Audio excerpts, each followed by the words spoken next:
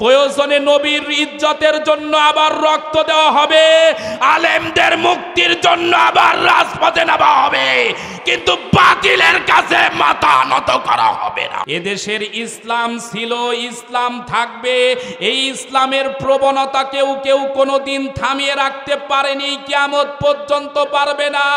ও মুসলমানের সন্তানেরা, একটা জিনিস মনে রাখা দরকার, মুসলমানদের ইতিহাস, বদরের ইতিহাস, মুসলমানদের ইতিহাস, উহুদের ইতিহাস, মুসলমানদের ইতিহাস, রক্ত দেওয়ার ইতিহাস, মুসলমানদের ইতিহাস, কারবালার ইতিহাস।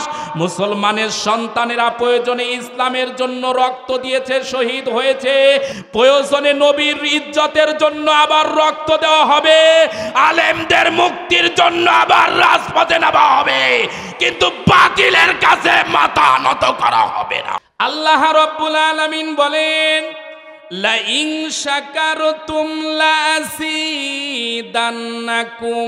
ওয়া লা ইন কাফারতুম ইন্না আযাবি লাশাদীদ।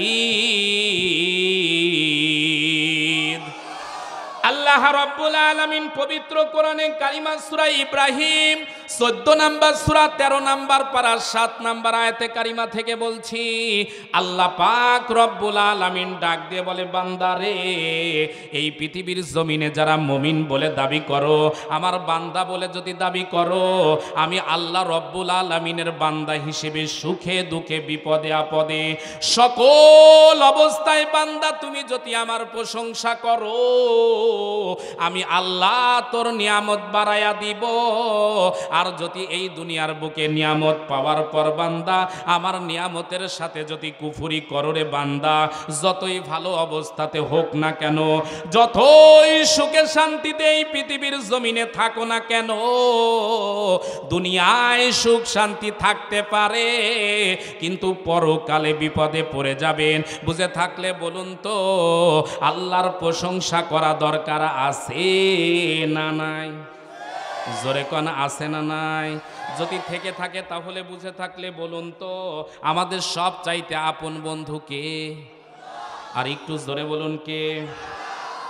আপন মানুষ চেনা বড়ই দায় রে, আপন মানুষ বোঝা বড়ই দায়, আপন মানুষ চেনা বড়ই দায় রে, আপন মানুষ বোঝা বড়ই দায়। চোখে তারে যায় না দেখা, বুকের ভিতর কষ্টর মেলা, আপন মানুষ সবচেয়ে বেশি আপনকে কাঁদায়, আপনকে কাঁদায়। আপন মানুষ চেনা বড়ই দায় রে, আপন মানুষ বোঝা বড়ই দায়। লিল্লাহে তাকবীর। আল্লাহ রাব্বুল আলামিন বলেন, ইউরিদুনা লিতুফিউ নূরাল্লাহ। জোরে বলুন আল্লাহু আকবার। ইউরিদুনা লিতুফিউ নূরাল্লাহি বিআফওয়াহিহিম ওয়াল্লাহু মুতিম্মু নূরিহি ওয়ালাউ কারিহাল কাফিরুন।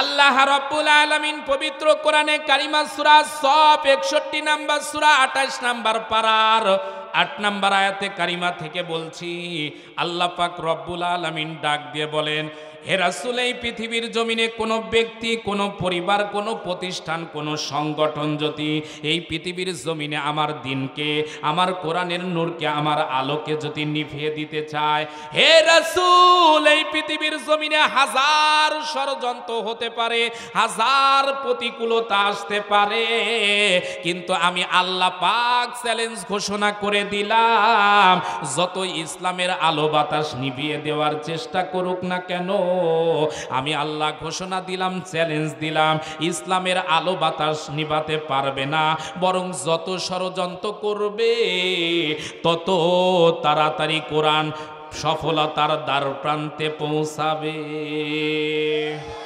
এরে মুমিন মুসলমানের সন্তানেরা বুঝে থাকলে বলুন তো, তার মানে কোরআনের বিরুদ্ধে ষড়যন্ত্র করে কোনো লাভ আছে? জোরে কোন আছে?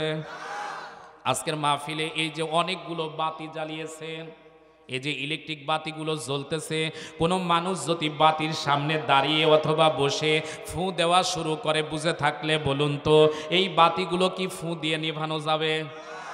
একটু মন দিয়ে কথাগুলো শুনবেন, ভালো লাগবে। এই বাতিগুলোর কাছে যতই কোনো বান্দা ষড়যন্ত্র করে, যতই মনের ভিতরে হিংসার আগুনের দাবানল জ্বালিয়ে যতই ফু দেওয়ার চেষ্টা করুক না কেন, ফু দিয়ে কিন্তু ইলেকট্রিক বাতিগুলো নিভানো যাবে না। বরং নিভাতে চাইলে একটা নির্দিষ্ট জায়গায় দেখবেন সুইচ আছে, এই সুইচটা যদি বন্ধ করেন দেখবেন সব বাতি বন্ধ। কথা কোন ভাই? এই পৃথিবীর জমিনে এই যে আল্লাহর কোরআন রয়েছে, এই কোরআনের বিরুদ্ধে হাজারো ষড়যন্ত্র থাকতে পারে, হাজারো ষড়যন্ত্রের দাবানল জ্বালাতে পারে। যতই লাফালাফি করুক আর যতই ঝাপাঝাপি করুক না কেন, বুঝে থাকলে বলুন তো কোরআনের সুইচ কার হাতে? জোরে কোন কার হাতে?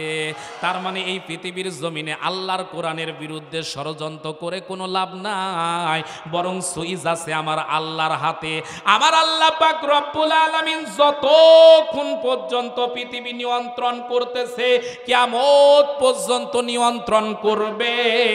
কারো বাবার সন্তানের ক্ষমতা নাই আল্লাহর কোরআনের একটা জের, একটা নোক্তা, এমনকি একটা আয়াত পরিবর্তন করতে পারে। তার মানে কোরআনের বিরুদ্ধে ষড়যন্ত্র হাজারো হতে পারে, হাজারো প্রতিকূলতা পেরিয়ে যেতে পারে, কিন্তু কোরআনের ক্ষতি কেউ করতে পারেনি, কিয়ামত পর্যন্ত পারবে না। যত কোরআনের বিরুদ্ধে ষড়যন্ত্র হবে ওই জমিনে তত তাড়াতাড়ি ইসলামের বিজয় আমার আল্লাহ করিয়ে দিবেন। যার জ্বলন্ত প্রমাণ এই বাংলাদেশ। কথা বলেন কেন? এই বাংলাদেশের দিকে তাকিয়ে দেখেন, বাংলাদেশ একসময় মুসলিম কান্ট্রি এমন ছিল না, বেশিরভাগ এলাকা ছিল হিন্দু অধ্যুষিত এলাকা। কথা বলেন না কেন? আজকে উত্তর অঞ্চলের পঞ্চগড়ের দিকে তাকিয়ে আমি আজকে বাংলাদেশ থেকে একটু আলোচনা করতে চাচ্ছি। আপনারা কি রাগ করবেন ভাই? যেহেতু ইসলামের আঘাত যেখানে, সেখান থেকেই ঔষধ দিতে হয় শুরু। এ বাংলাদেশের একটা জেলা নাম হচ্ছে সিলেট। নাম কি? সিলেট। বাংলাদেশ বর্তমানে যেমন ৬৪ জেলায় বিভক্ত, একসময় এই গোটা বাংলাদেশটা বিভিন্ন হিন্দু রাজারা অধ্যুষিত এলাকা হওয়ার কারণে বিভিন্ন হিন্দু রাজারা বিভিন্ন অঞ্চলে বিভক্ত করে বাংলাদেশটা পরিচালিত করত। তারই ধারাবাহিকতায় বাংলাদেশের সিলেট অঞ্চলটা পরিচালিত হতো রাজা গৌর গোবিন্দ দ্বারা। কোন রাজা ভাই? কি আপনাদের কি রাগ হচ্ছে? আমি একটু কোরআন হাদিস দিয়ে মিলাবো, দেখবেন বাস্তব প্রেক্ষাপটে সব মিলে যাবে ইনশাল্লাহ। ঠিক আছে? কোরআন হাদিসের বাহিরে যাব না, তবে কোরআন হাদিস দিয়েই বুঝিয়ে দিব ইনশাআল্লাহ। তো এই সিলেট অঞ্চলটা পরিচালিত করত রাজা গৌর গোবিন্দ। ওর একটা নিয়ম ছিল যে মুসলমান এই এলাকাতে থাকবে, গৌর গোবিন্দ এটা সহ্য করতে পারতো না। এরকম গৌর গোবিন্দ হয়তো বা আজকে নাই, কিন্তু গৌর গোবিন্দর খালাতো ভাই বোন কিন্তু আজও আছে। কথা বলেন না কেন? একটু মিলানোর চেষ্টা করবেন, মিলবে। এ মুসলমানের সন্তানেরা, কথাগুলো একটু হৃদয়ের কান দিয়ে শুনতে হবে। গৌর গোবিন্দর নিয়ম নীতি ছিল, সিলেটের জমিনে হিন্দু তার পূজা মণ্ডপে যাবে, কোনো বাধা নাই। পূজা মণ্ডপে যাইতে চাইলে একবার না 7 বার যাক, কেউ বাধা দিবে না, যাইতেই পারবে। খ্রিস্টান তার গির্জায় যাবে, উপাসনা করবে, কোনো সমস্যা নাই। বৌদ্ধ তার প্যাগোডায় যাবে, কোনো বাধা নাই, যাইতেই পারে, চলতে পারে। কিন্তু কেবলমাত্র শুধুমাত্র মুসলমানের সন্তান মুখের ভিতরে দাড়ি রাখবে, মাথায় টুপি দিবে, গায়ের ভিতরে জুব্বা অথবা লম্বা জামা পরে মুসলমানদের এলাকা ভেবে সিলেটের জমিনে চলবে। গৌর গোবিন্দ এটাই সহ্য করতে পারতো না। বুঝে থাকলে বলুন তো, ওই সময় গৌর গোবিন্দর যে সহ্য, আজও দাড়ি টুপি দেখলে অনেকের রাগ হয় কি হয় না? এরকম লোক আছে না? মানে সব কিছু সহ্য হয়, কিন্তু দাড়ি টুপি পাগড়িওয়ালা দেখলে অনেকের জ্বালা উঠে যায়। এরকম আছে না ভাই? গৌর গোবিন্দর কথা, এই এলাকায় হিন্দু থাকলে থাক, কোনো অসুবিধা নাই, খ্রিস্টান থাকলে থাক, কোনো অসুবিধা নাই, কিন্তু এই এলাকায় মুসলমান থাকতে দিব না। কিন্তু বুঝে থাকলে বলুন তো, আল্লাহর জমিনে প্রত্যেকটি জায়গায় মুসলমান থাকার অধিকার আছে না নাই? এরে মুমিন মুসলমানের সন্তানেরা, কথাগুলো একটু হৃদয়ের কান দিয়ে শুনতে হবে। এই পৃথিবীর জমিনে কিন্তু শয়তান আছে দুই প্রকার। জোরে কোন কয় প্রকার? আল্লাহ পাক রব্বুল আলামিন পবিত্র কোরআনে কারিমার ভিতরে বলেন, মিনাল জিন্নাতি ওয়ান নাস। আল্লাহ রব্বুল আলামিন পবিত্র কোরআনে কারিমা সূরা নাস শেষ নাম্বার আয়াতে কারিমার ভিতরে আল্লাহ পাক রব্বুল আলামিন ডাক দিয়ে বলে, বান্দারে, এই পৃথিবীর জমিনে দুই প্রকারের শয়তান আছে। একটা হচ্ছে জিন শয়তান, আর একটা মানুষ শয়তান। কয় প্রকার ভাই? দুই প্রকার শয়তান। এই শয়তানদের প্রবণতাও কিন্তু খুব বেশি। জিন শয়তান যদি আপনি কোনো জায়গায় পান, জিন শয়তানের সামনে যদি আপনি পড়ে যান, লা হাওলা ওয়ালা কুওয়াতা ইল্লা বিল্লাহ পড়বেন, দেখবেন ওই জায়গায় আর জিন শয়তান থাকে না। কিন্তু মানুষ শয়তান যদি বলে একবার পড়ে যান, ওর সামনে দোয়া দরুদ পড়েন যতই, দেখবেন ওর মাথারও খারাপ হয়। এরকম শয়তান আছে না? এই সমাজের ভিতরে দেখবেন হাজারো ভালো মানুষ আছে, দেখবেন বেশি দিন বাঁচে না, কিন্তু চামড়া ঘুষিয়ে যাচ্ছে, কিন্তু শয়তান মরে না। এরকম শয়তান আছে না? শয়তানদের কারণে এলাকায় বাস করা পর্যন্ত মুশকিল হয়ে যাচ্ছে। রাস্তাঘাটে হাঁটতে গিয়ে চাচারে সালাম না দিলে কোন আবার ঝামেলা। ভয়ের কারণে ভাতিজা বলতেছে, চাচা আসসালামু আলাইকুম, চাচা বলতেছে ওয়ালাইকুম আসসালাম। কিছু দূর যাওয়ার পর ডাক দিয়ে বলে, আল্লাহ, এত জায়গা ঠাটা পেল, এই শয়তানের উপর ফেলতে পারো না? এ কথা বলে না কেন? এরকম শয়তান মার্কা লোক আমাদের সমাজে আছে না? ওরে আছে মানে চামড়া জড়ো হয়ে যাচ্ছে, কিন্তু শয়তানি এখনো ছাড়েনি। একটু থাকেন, দেখেন মূল আলোচনা কোথায় যায়। ধৈর্য আছে তো ভাই? হ্যাঁ, একটু থাকেন। এরে মুমিন মুসলমানের সন্তানেরা, যে কথাটা বলতেছিলাম, এই পৃথিবীর জমিনে শয়তান দুই প্রকার। আল্লাহ পাক রব্বুল আলামিন মানুষ শয়তান সম্পর্কে পবিত্র কোরআনে কারিমার ভিতরে বলেন, ইন্না কাইদাশ শাইতানি কানা দাঈফা।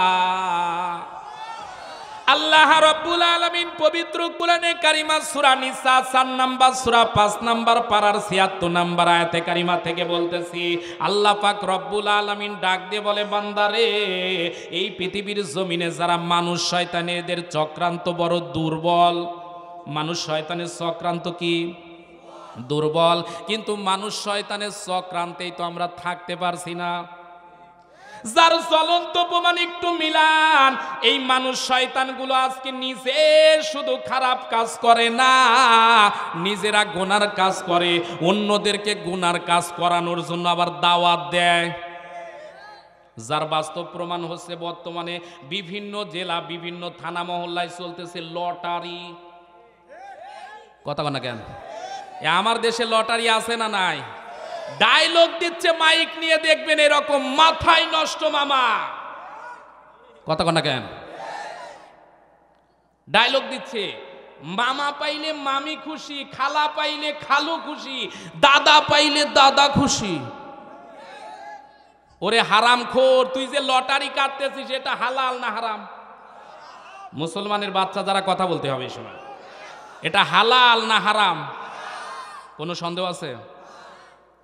অথচ দাড়িওয়ালা যে লটারি কাটতেছে, নামাজ পড়ে ও লটারি কাটতেছে, ও বলে তাহাজ্জুদ গোজারি, ও লটারি কাটে। কথা কন না কেন?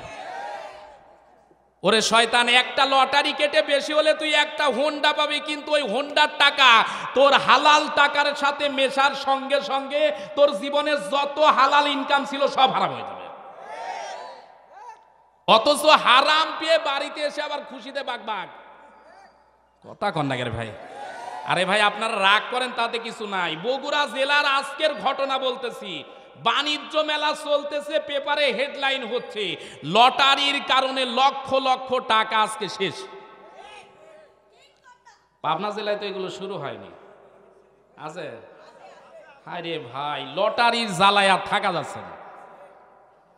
এই শয়তানগুলো আসমানে না জমিনের? এ জোরে কোন জমিনে না আসমানে? এই শয়তানগুলো নিজেরাও গোনার কাজ করে, অন্যদেরকে ঢোল পিটিয়ে পিটিয়ে করার ব্যবস্থা। কিন্তু এদের বিরুদ্ধে কোনো আইন হবে না, এদের বিরুদ্ধে কোনো ব্যবস্থা নেওয়া হবে না, যত ব্যবস্থা দাড়িওয়ালা টুপিওয়ালা হুজুরদের বিরুদ্ধে। একটু থামেন, দেখেন কই যাই। এ মুসলমানের সন্তানেরা হৃদয়ের কান দিয়ে শোনেন, তার মানে মানুষের চক্রান্ত সম্পর্কে আল্লাহর কোরআন বলতেছে দুর্বল। নারীদের চক্রান্তের ব্যাপারে আমার আল্লাহ এবার কোরআনে কারিমার ভিতরে ওয়াজ করেন, ইন্না কাইদাকুন্না আযীম। আল্লাহ রাব্বুল আলামিন পবিত্র কোরআনে কারিমা সূরা ইউসুফ 12 নম্বর সূরা 12 নম্বর পারার 28 নম্বর আয়াতে কারিমার ভিতরে আল্লাহ পাক রব্বুল আলামিন ডাক দিয়ে বলে, এই পৃথিবীর জমিনে মানুষের চক্রান্ত দুর্বল হতে পারে, কিন্তু এই পৃথিবীর জমিনে কোন নারী যদি চক্রান্ত করে ওই চক্রান্ত বড় মারাত্মক। ওরে নারীদের চক্রান্ত কত বড় ডেঞ্জারাস, কত বড় ভয়াবহ, তার জ্বলন্ত প্রমাণ পৃথিবীবাসী দেখেছে।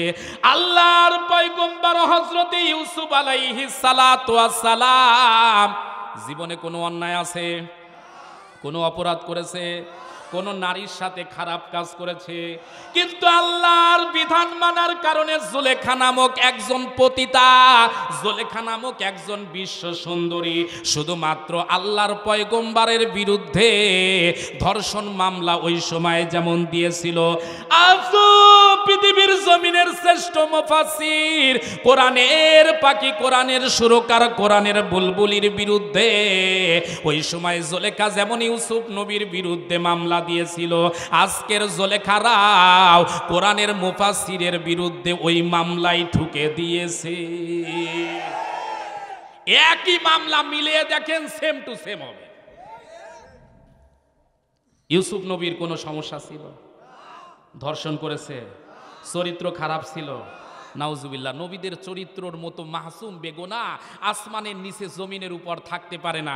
সেই নবী যদি ধর্ষণ মামলায় জেলে যেতে পারে, আজকেও কোরআনের যারা হক কথা বলবে তাদেরও যাওয়া লাগবে। অথচ আমাদের সমাজে কিছু মানুষ আছে বলে, না আমরা কোরআনের দাওয়াত দেই, কোনো অসুবিধা হয় না। কথা কন না কে ভাই? আমি বলি বড় ভাই, আপনিও ওই কায়দায় নবীর মতো তাবলীগ করেন, নবীর মতো জিহাদ করেন, নবীর মতো তাজকিয়াতুন নফসের কথা বলেন, এই মুহূর্তে কোরআনের মাহফিল থেকে, স্টেজ থেকে নামতে পারবেন না। কথা বলেন না কেন? একই কোরআনের দাওয়াত দেওয়ার কারণে কেউ কোটি কোটি টাকার মালিক হয়, আর কেউ জেলখানায় পচে পচে মরে। আজকে হয়েছে ওরে জ্বালা, কি যে জ্বালা, জ্বালায় জ্বালায় পুরে পুরে সারকার হয়ে যাচ্ছে। এ মুসলমানের সন্তানেরা একটু কথাগুলো হৃদয়ের কান দিয়ে শুনবেন। গৌর গোবিন্দর টার্গেট হলো মক্কার জমিনে নয়, এই বাংলার জমিনে ইসলামের বিধান কায়েম করতে দিবে না। কিন্তু বলেন তো, আমার আল্লাহ যদি ইসলাম প্রতিষ্ঠিত করে দেয়, কারো বাবার ক্ষমতা আছে কেড়ে নেয়? এ জোরে কোন পারবে? গোবিন্দর টার্গেট এই বাংলার জমিনে ইসলাম রাখবেই না, মুসলমান রাখবেই না, কেটে কেটে ছেড়ে দিবে। আল্লাহর এমন একজন প্রিয় বান্দা ছিল, নাম হচ্ছে বুরহানুদ্দিন। গভীর রজনীতে আমার আল্লাহর দরবারে দুটি হাত তুলে কান্দে আর ডাক দিয়ে বলে, আল্লাহ টাকার অভাব নাই, পয়সার অভাব নাই, ক্ষমতার অভাব নাই, সব দিয়েছিল মালিক। কিন্তু স্বামী স্ত্রী মাত্র 2 জন। আপনি যদি আমার একটা নেককার সন্তান দেন তাহলে আমার আর কোনো অভাব থাকে না। ও আল্লাহ, দয়া করে একটা নেককার সন্তান দেন। গভীর রজনীতে আমার আল্লাহর দরবারে 2টি হাত তুলে দিয়ে কান্দে, রব্বি হাবুলি মিনাস সলিহিন। বুঝে থাকলে বলুন তো, সন্তান চাইতে হবে কার কাছে? এ জোরে বলুন, কার কাছে? কিন্তু আমাদের সমাজে মানুষেরা চাই বর্তমানে বাবার কাছে। কথা কন না কেন? মানে 5 বছর 4 বছর যদি সন্তান না হয় অনেক মানুষের মাথা খারাপ। ইব্রাহিম নবীর 90 বছর বয়স হয়ে গেছে, কোনোদিন মাথা গরম হয়নি, সন্তান চেয়েছে কার কাছে? আর আমার দেশের মানুষেরা 5 বছর 7 বছর সন্তান না পেলে চলে যায় বাবার দরবারে। বাংলাদেশের বিভিন্ন মাজার আছে, আমি কাউকে কটাক্ষ করতেছি না, হক্কানি রব্বানি আল্লাহর ওলিদের মাধ্যমে বাংলাদেশে ইসলাম এসেছে, এটা অবশ্যই সত্য। তবে যে জিনিস যত ভালো সে জিনিসের ডুপ্লিকেট তত তাড়াতাড়ি বের হয়। আল্লাহর ওলিরা অবশ্যই ভালো, এতে কোনো সন্দেহ নাই, কিন্তু বাংলাদেশে এই ওলির ব্যবসা সবচাইতে বড় ব্যবসা।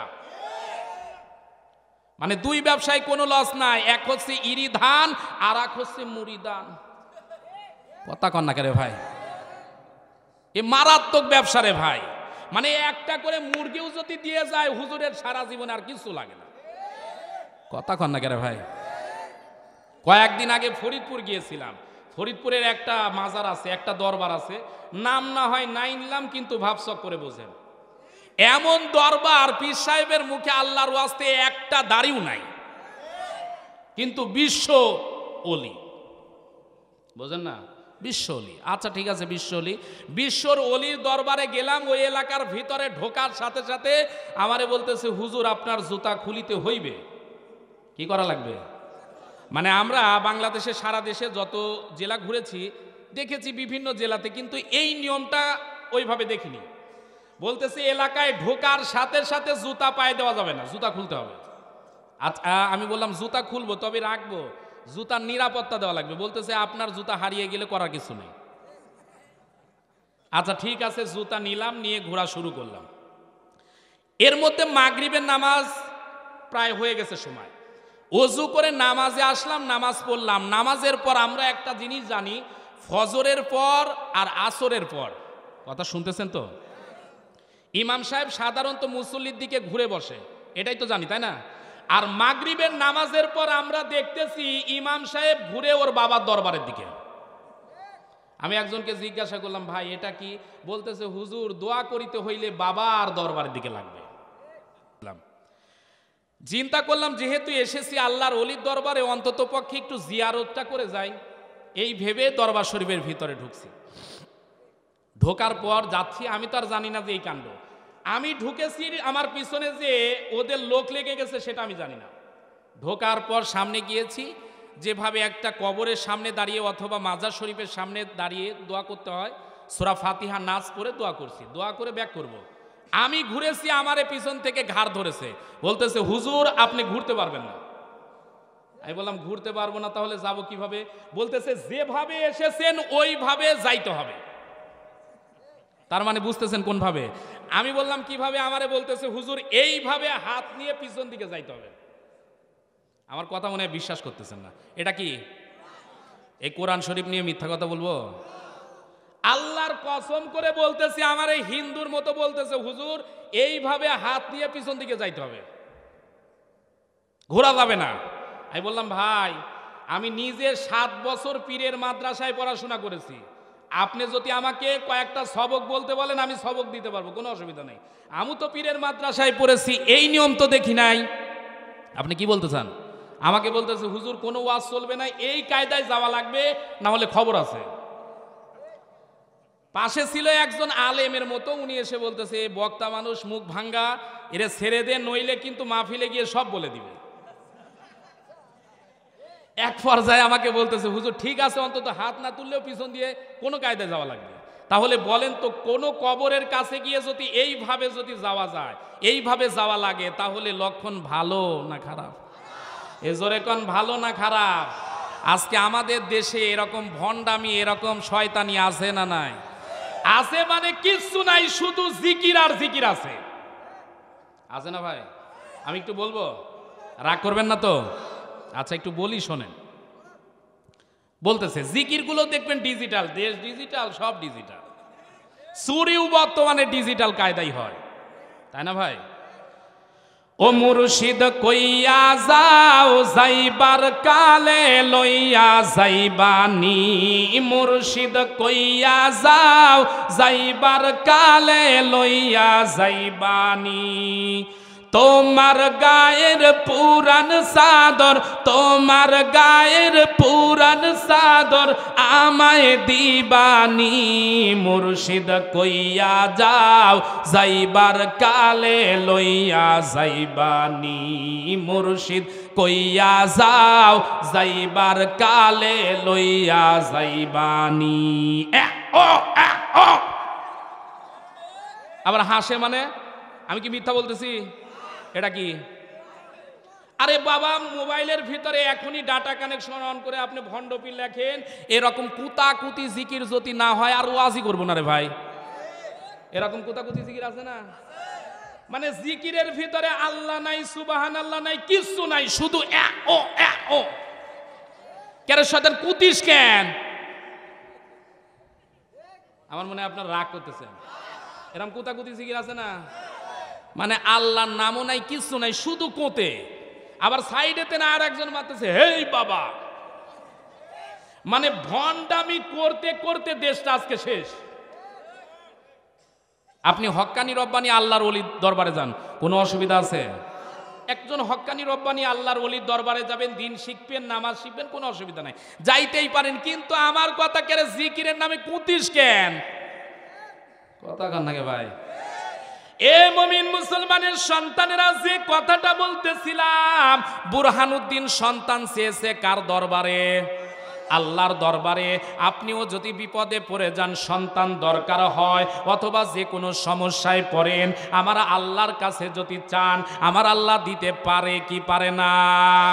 বুরহানুদ্দিন আল্লাহর দরবারে সন্তান চাওয়ার পর আল্লাহর বড় দয়া হয়ে গেছে, আমার আল্লাহ রব্বুল আলামিনে একটা নেক সন্তান দিয়ে দিলেন।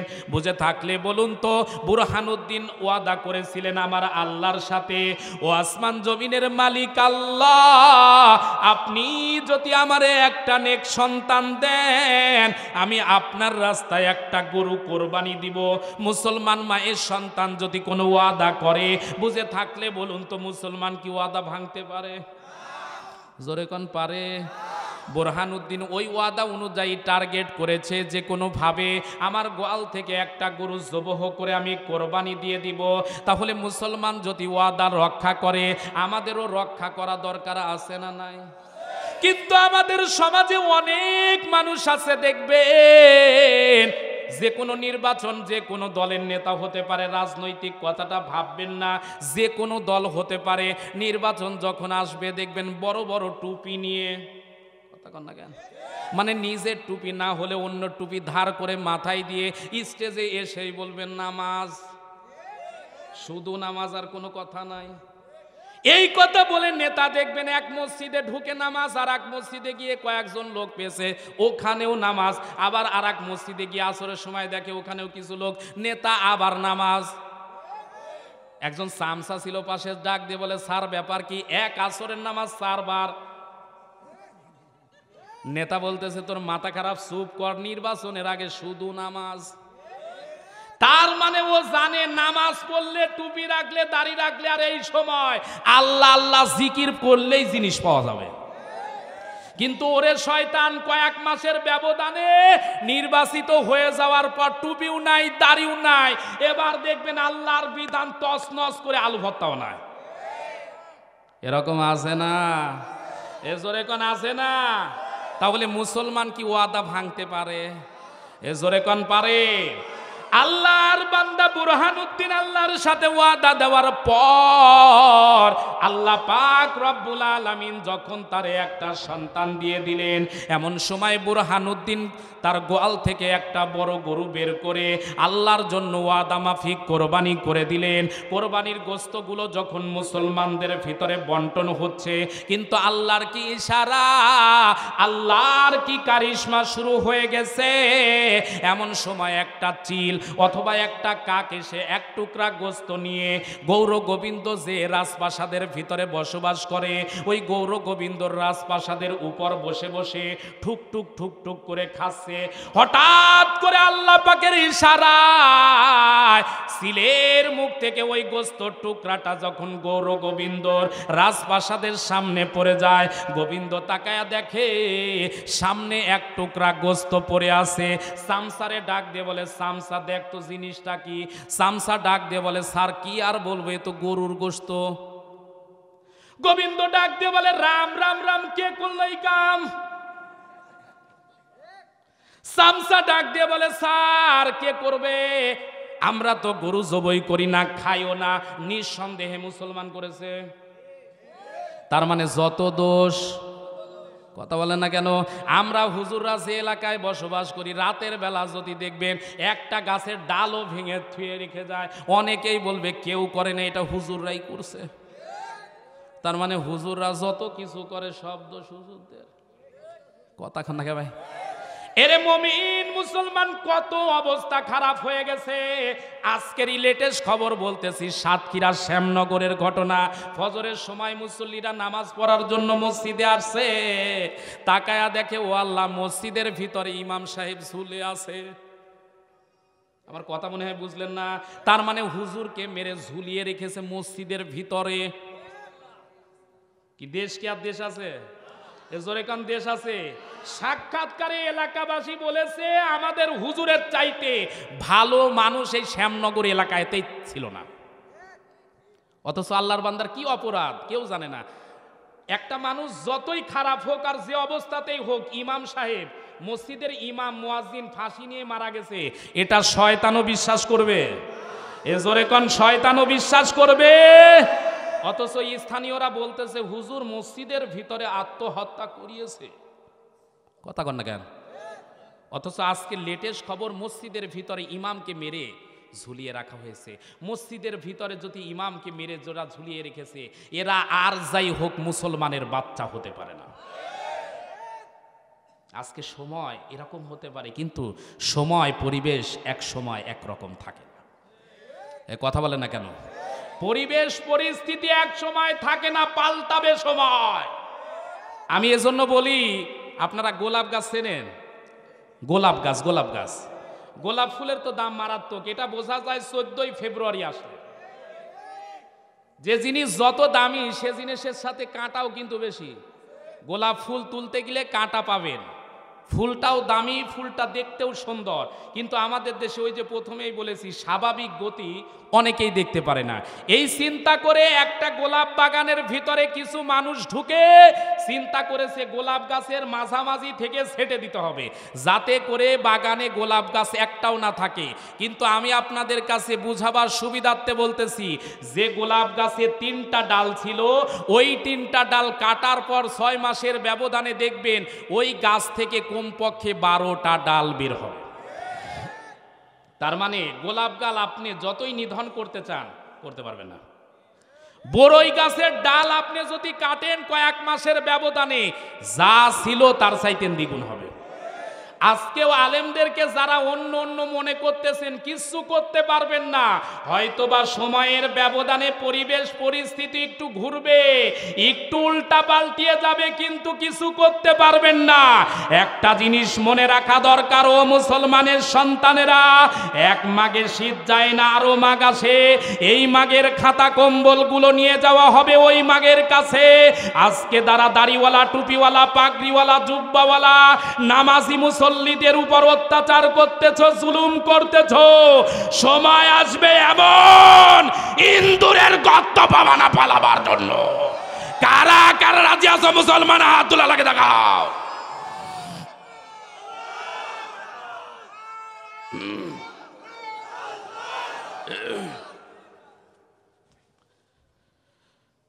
আজকে মুসলমানদের পরিবেশ পরিস্থিতি, আমরা ঠান্ডা হয়ে যাওয়ার কারণে মুসলমানদের উপর জুলুম বাড়তেছে। এ মুসলমানের সন্তানেরা যে কথাটা বলতেছিলাম, আল্লাহর বান্দা বুরহানুদ্দিন কোরবানি করে ফেলেছে, গোস্ত চলে গেছে গৌর গোবিন্দর কাছে। গৌর গোবিন্দর মাথা ঠান্ডা না গরম? মারাত্মক গরম।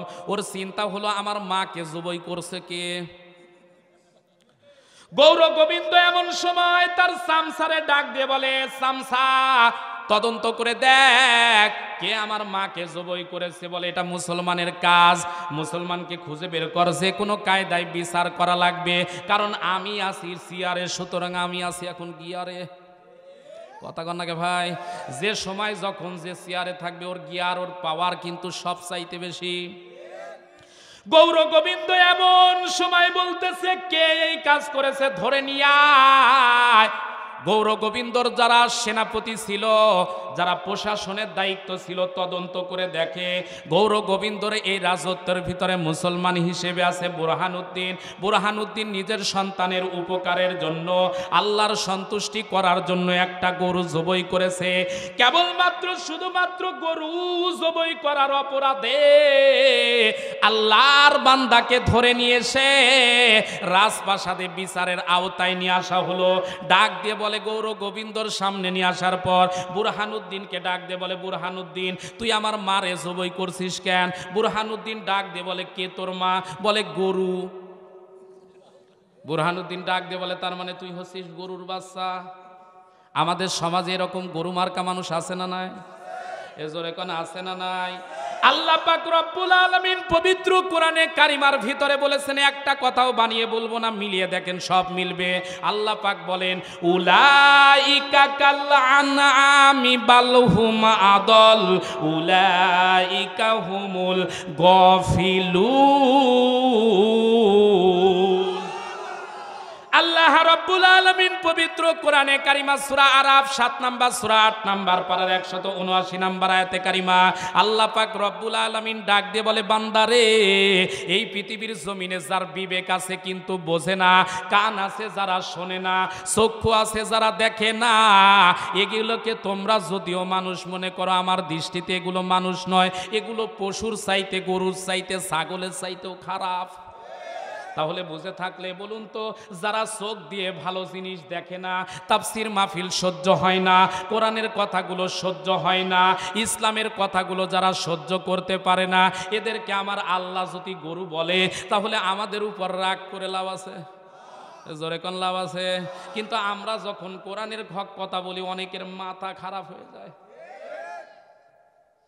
এরে মুমিন মুসলমানের সন্তানেরা এমন সময় বুরহানুদ্দিনকে ডাক দিয়ে বলে, বেটা বেয়াদব, যতই কথা বলিস না কেন, তুই আমার মাকে জবাই করেছিস, তোরে বাঁচিয়ে রাখবো না, তোরে হত্যা করে ফেলবো।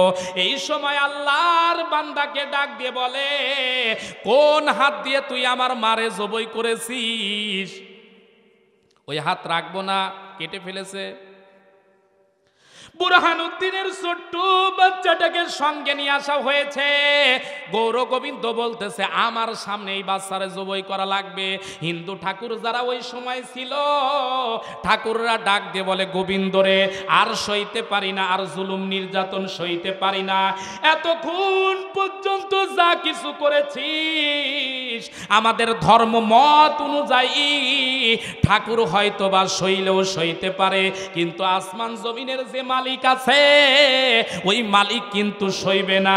ছোট্ট বাচ্চারে জবাই করিস না রে, জবাই করিস না, আল্লাহ ওই আল্লাহ কিন্তু সহ্য করবে না, তোর ক্ষমতা কিন্তু চিরকাল থাকতে পারে না।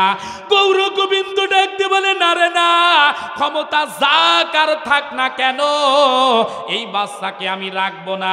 বাচ্চাটাকে যখন জবাই করে দিল, মা দুঃখিনী ওই দৃশ্যটা দেখার সঙ্গে সঙ্গে জায়গার ভিতরে মারা যায়। আপনি সুবহানাল্লাহ বলতেছেন? আপনার ছেলেকে যদি কেউ মেরে ফেলে, এই দৃশ্যটা আপনি দেখতে পারবেন? আপনার স্ত্রী সইতে পারবে ভাই?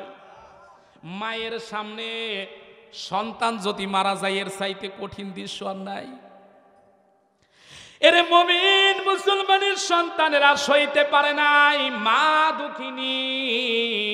ওই দৃশ্য দেখার সঙ্গে সঙ্গে জায়গায় মারা যায়। বুরহানুদ্দিন চিন্তা করে, হায় হায়, এই বিচার দিব কার কাছে, এই বিচার দিব কার কাছে? গৌর গোবিন্দ ক্ষমতার চেয়ারে বসে আছে প্রেসিডেন্ট যদি একটা প্রজার বিরুদ্ধে, জনগণের বিরুদ্ধে চলে যায়, বুঝে থাকলে বলুন তো বিচার দেওয়ার জায়গা আছে? এজোরে কোন আছে? বুরহানুদ্দিন চিন্তা করে, আমার বিচার আর কেউ করতে পারবে না, কেউ করতে পারবো না, যাই কোথায়? মুসলমান কোথায় আছে? ওই সময় মুঘল সম্রাট ফিরোজ শাহ তুগলক ছিল, মুসলিম জাহানের বাদশা।